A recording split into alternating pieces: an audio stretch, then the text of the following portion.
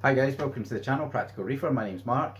Now today's video, last year I got myself this Reefer XL200 and I'm going to show you today how I cleaned it with citric acid.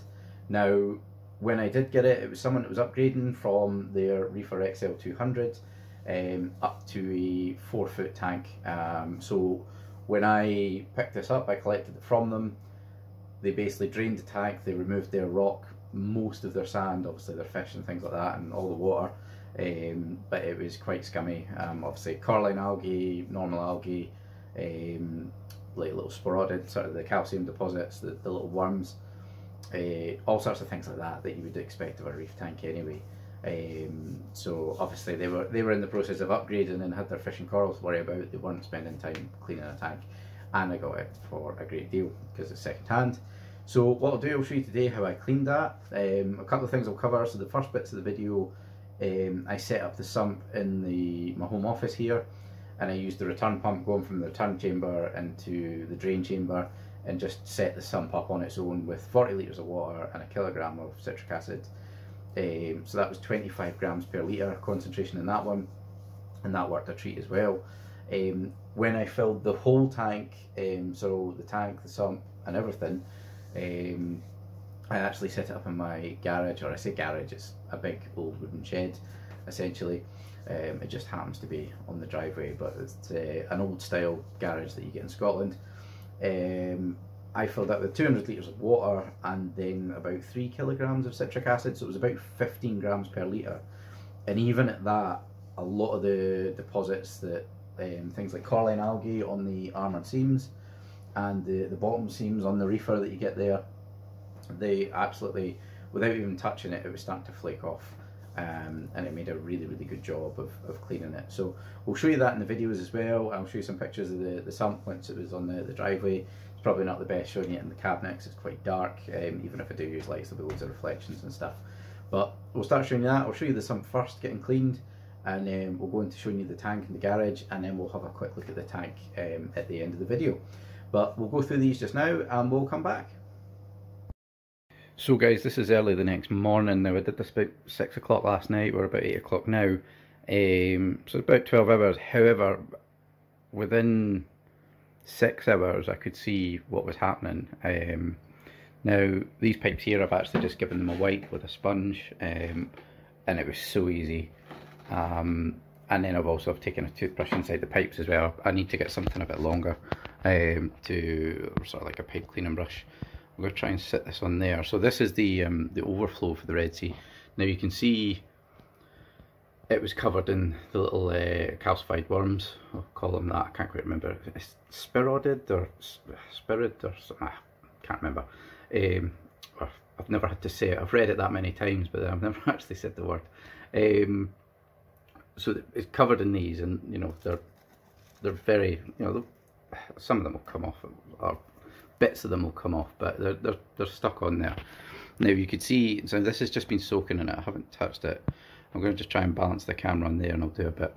Now this has just been sat in the water running, and I'm going to take my thumb and see if I can find it, and there we go, and just go like that, and there we go. They're gone. They're just absolutely disintegrated. I'll take a sponge this time and do it just like that. Absolutely fantastic stuff. There's a few bits of detritus because the sponge has actually got bits on it anyway, but let's give it a dunk. I'll give it a quick wipe here just on the bottom, and we'll see what it's like. There we go. Absolutely perfect. Absolutely fantastic stuff. Now this is at half strength, and I've left it to soak, and wow, and it's so cheap as well. I think I might just order the 10 kilo for 20 odd quid off Amazon. It's absolutely done the job. Now this will get flipped over and sat in the other way into the water, and I'll need to give the inside a bit of a brush, but that's fantastic. Really happy with that. This tank's going to be near enough brand new by the time I start using it again, so pretty happy with that. But I just thought I'd let you see, guys. I'll pull the camera back there. So yeah, that's it, just been wiped with a sponge.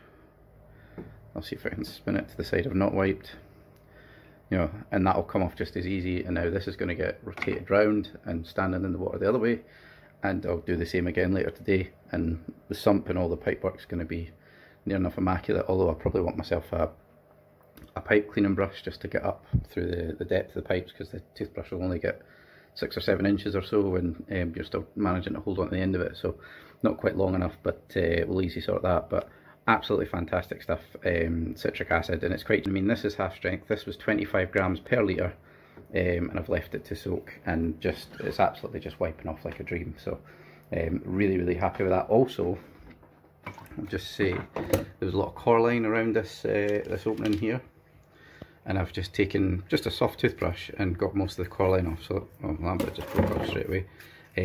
Let's just see, try to do this left-handed, which is not going well.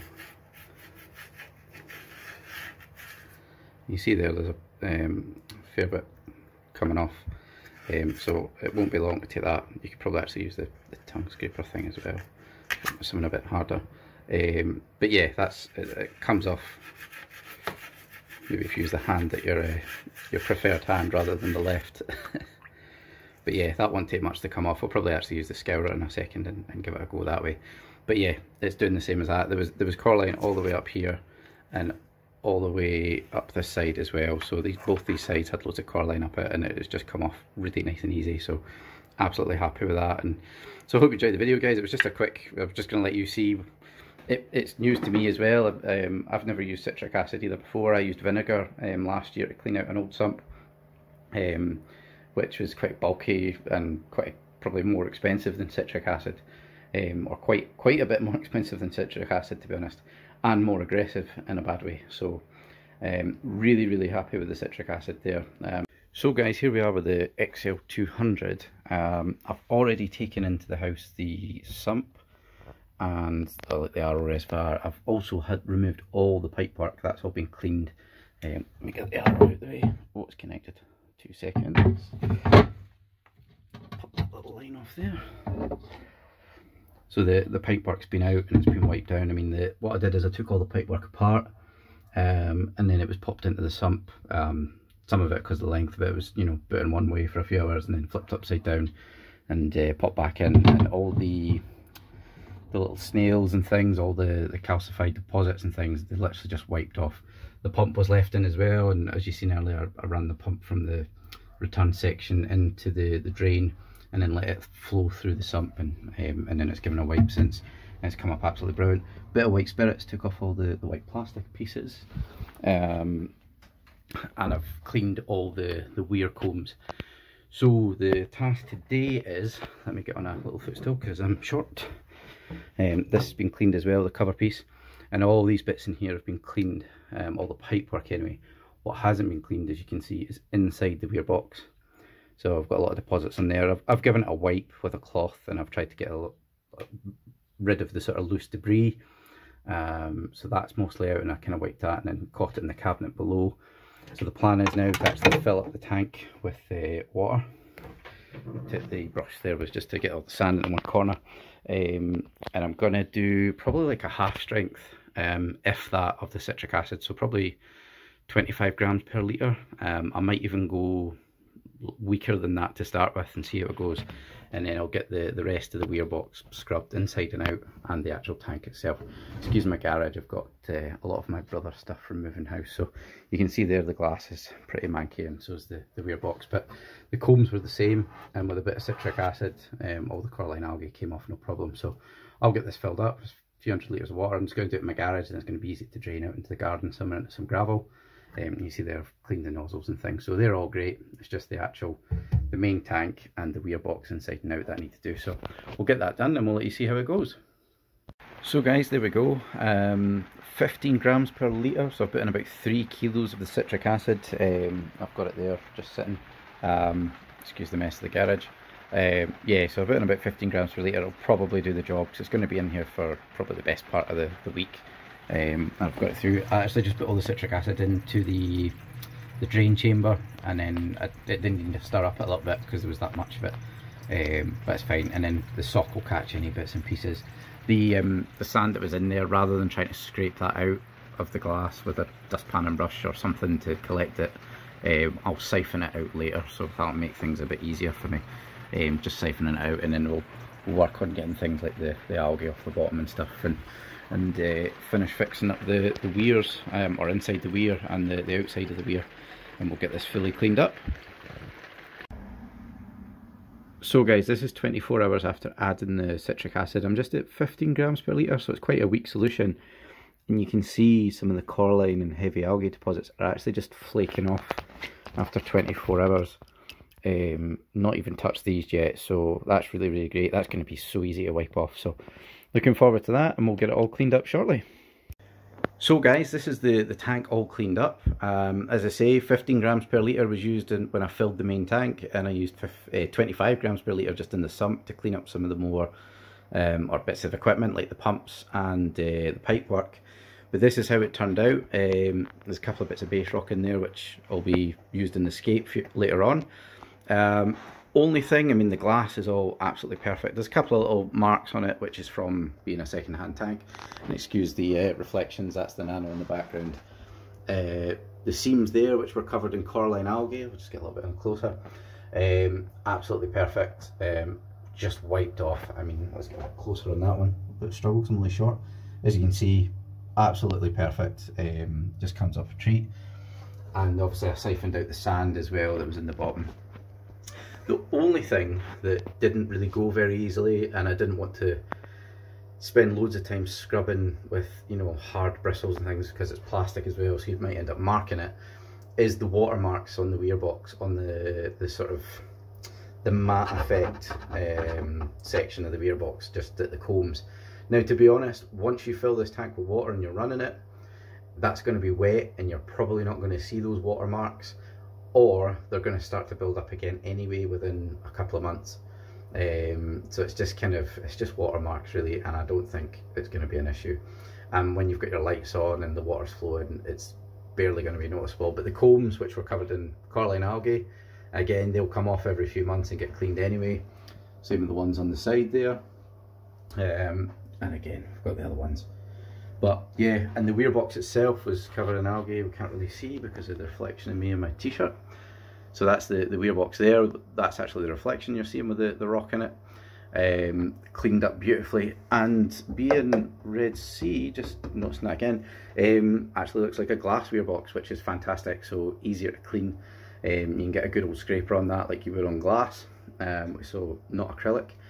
And that's perfect. But yeah, absolutely fantastic. Love the way the tank's cleaned up there. Again, there's a very slight watermark at the top there that you can just about see, but once that's got water in it, it's going to come back straight away anyway, or you just won't see it. And then the cabinet, we'll just see, it might be a little bit dark, but we'll try.